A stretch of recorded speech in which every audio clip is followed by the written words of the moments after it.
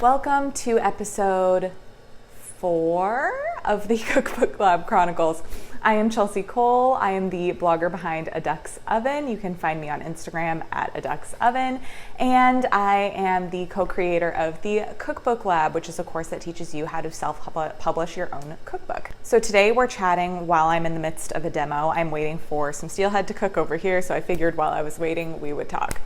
So I spent a day and a half this week thoroughly reviewing all of the Cookbook Lab material that I had made about a year and a half ago now, just to kind of go back through, figure out where we could make improvements, see if there's been any updates to anything. We're kind of changing the format of the whole course, so figuring out how to make that more cohesive, blah, blah, blah.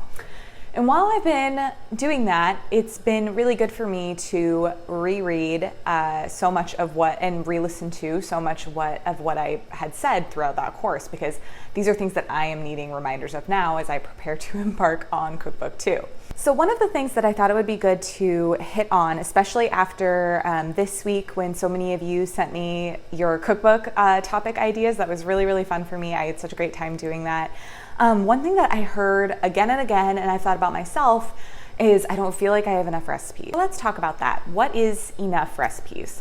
So one thing that so many of you have been telling me about in your cookbook ideas, I know I've been doing it a lot in my cookbook concepts, is a lot of your cookbooks include educational content. So whether that's education about a specific region's cuisine, whether it's education about a specific cooking technique, there's a lot of teaching that's going on beyond beyond like a traditional recipe book.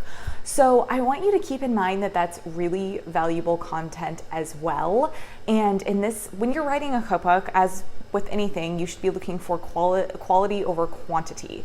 So if you spend a lot of time teaching in the beginning of your cookbook, but say you only have 40 recipes, that can be okay. Because a lot of you are also coming up with these ideas to kind of equip the reader with the tools they need to create things on their own, which I think is really cool and interesting. So it's okay if you have more like basic recipes in there that allow them to build from there. Not to mention, a huge cookbook is going to feel really overwhelming. I do believe that a good minimum is probably 50, and I'd say on average most cookbooks have around 100 recipes. But if you are right around that 50 mark, don't feel like you need to add a ton more to that. There's a good chance that you don't.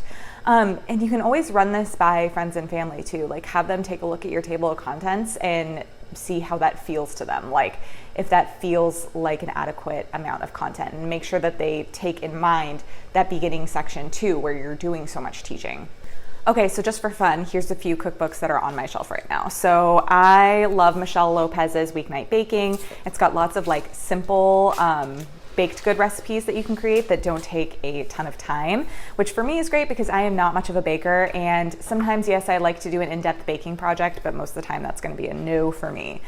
So she spends a lot of the front matter teaching you the basics of baking. So that way when you're going into a recipe, you can kind of understand what you're doing, understand why there might be a shortcut here or there, if you're used to baking something a traditional way, all of that good stuff.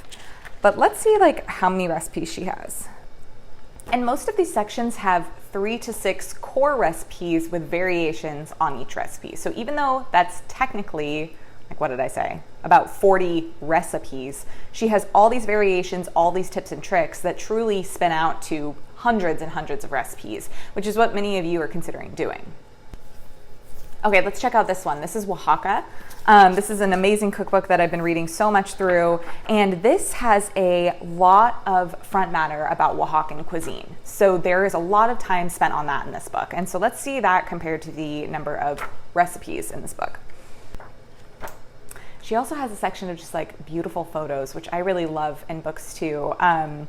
I think that I don't, not to get all romantic about food, but I think food tells a story, and I think being able to incorporate a lot of photos that help you tell that story is a really fun way to do a cookbook. Okay, so she spends 54 pages talking about the Oaxacan essentials in this book. So that's like a good chunk of her book.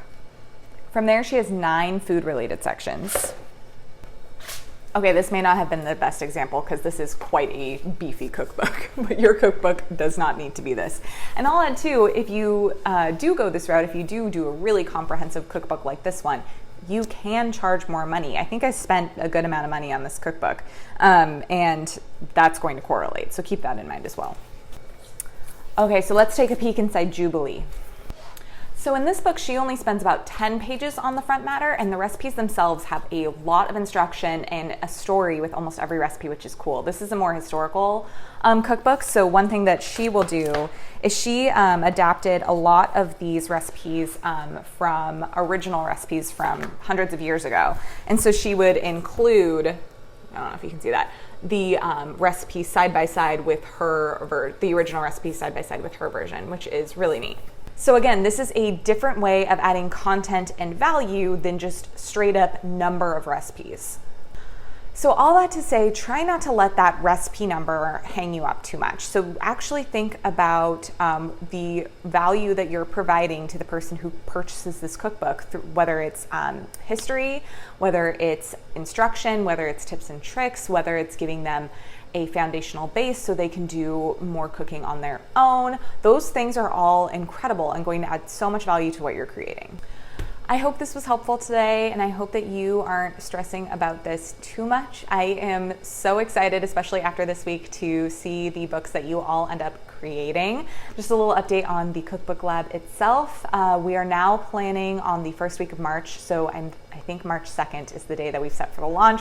So keep your fingers crossed. We are doing quite a bit of updates right now.